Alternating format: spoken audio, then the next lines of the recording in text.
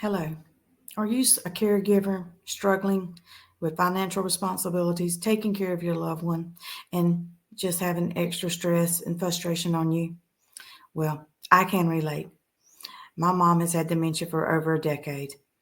And while I enjoy taking care of her, it does uh, stretch me, I should say. And as her dementia has progressed, it's more of a full time job now. Earlier with the disease, I was able to work and manage her, and manage everything. Hey, I can do all things, right? Well, now I have to have more help. My job has become very frustrating, and I don't know if it's the job or it's just me with all that I have to deal with. So the job's got to go because guess what? My mom is number one. I got to take care of her. Plus, if you try to hire someone or put your loved one in a memory care unit, that's extremely expensive, $7,000 to $8,000 a month. Plus, are they getting the care that they need? Really? Mm-mm.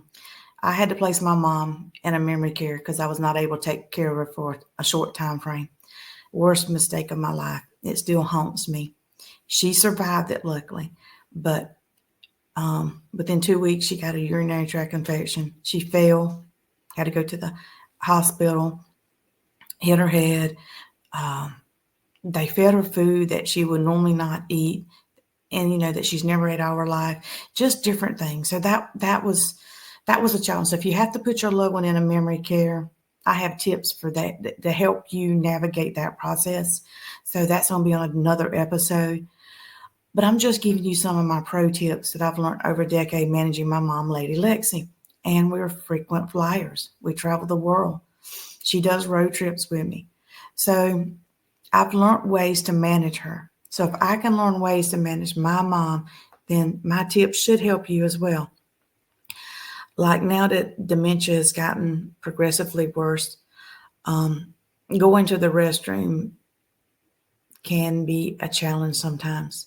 And what I mean by that is she can still go to the restroom on her own, but I may have to remind her. It may have been a while since I've noticed that she went. So you got to keep tabs on your person.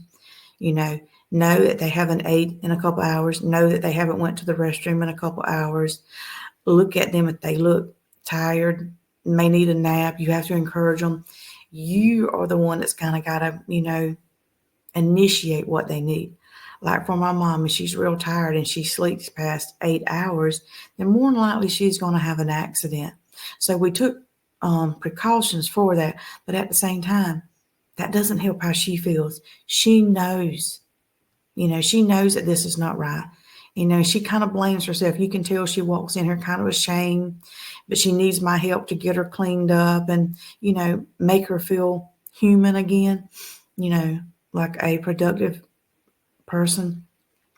So I be gentle with her. I say, hey, mom, this happens. No biggie. Come on. I get her cleaned up, and then she's usually pretty good for the rest of the day. It's just that when she's really tired or she's not feeling well, she's took some medicine and she sleeps longer than the 8 hours, then, she needs the restroom. She doesn't wake up during the night. So these things are going to happen. So just something for you to think about too. And I like to let her rest because when she sleeps good, she does well. Also with eating. Even if she's not hungry, I give her a snack about every 2.5 hours. Again, I keep time limits. I have little mental checks, and sometimes I write it down if we're traveling. Hey, we ate breakfast at 8 o'clock. It's now 10:30.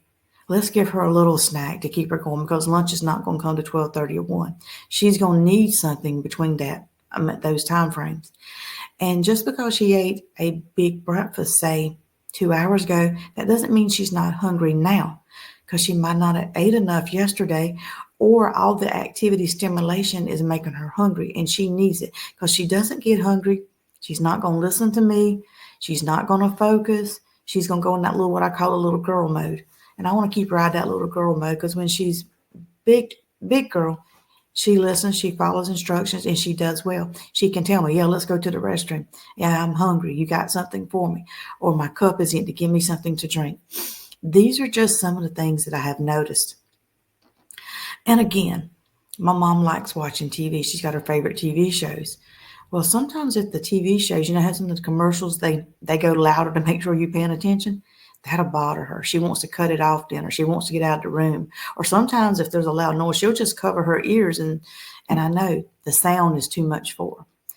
I've noticed too that smell, her hearing and smelling are a little bit more sensitive.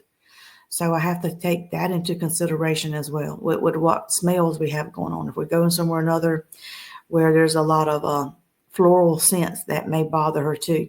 So these are just some of the things with dementia that affects them. Also, the communication. They know in their mind what you ask them most of the time. They just cannot get out the words to tell you how to respond. So you have to kind of figure out what they're trying to tell you.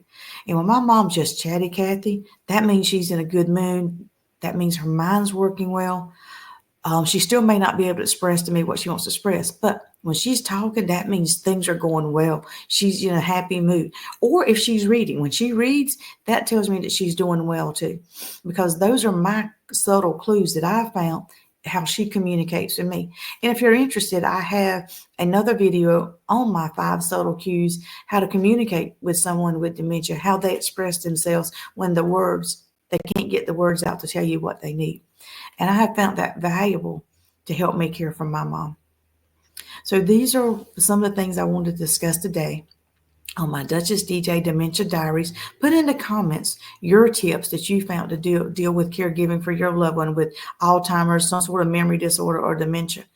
What tips, tricks have you found to work to keep them calm, to communicate with them, to keep them safe? And the number one thing is to keep us from being burnt out. What are your stress relievers? How do you manage your finances so that you're not overwhelmed with all of the budgeting and caregiving and just life in general? For me, I take a cruise about every quarter. I find that that's energizing for me because when I'm on a cruise for a week, I don't have to cook. I don't have to clean. All I have to do is worry about me and my mom. It's just us. We go on a cruise. She enjoys cruises. And she'll tell me, it's time to go upstairs. That means let's take me to the dining room. Or she's bored being in the room.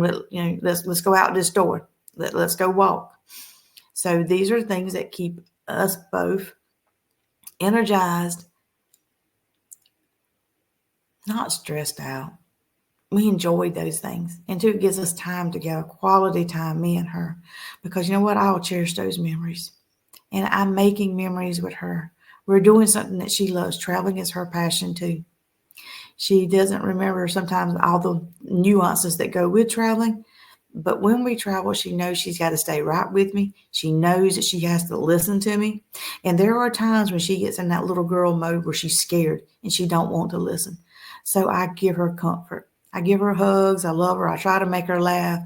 And I say, hey, we're going to go on an adventure. We got to do this. And once we get through this, we'll go get something good to eat, or we'll go get a treat, or we'll do something that she likes. And that just kind of usually snaps her out of it. And we go on about our way. But I got to give her love and assure her that I'm going to take care of her, that I'm not going to leave her. Because when she's in that airport or strange places, different hotels, she's worried about me leaving her because she knows that she won't know what to do. So I have to give her comfort that, no, I'm not going to leave you. We're in this together. You may have to sit in this spot while I go do something, but I'll be right back. I say, watch me, and I'll be right back. And most of the time that works well. But these are some of my dementia caregiving tips that I've learned taking care of my mom. I hope they help you. And if you have some, share with me, and I'll have more for you next week. Bye-bye.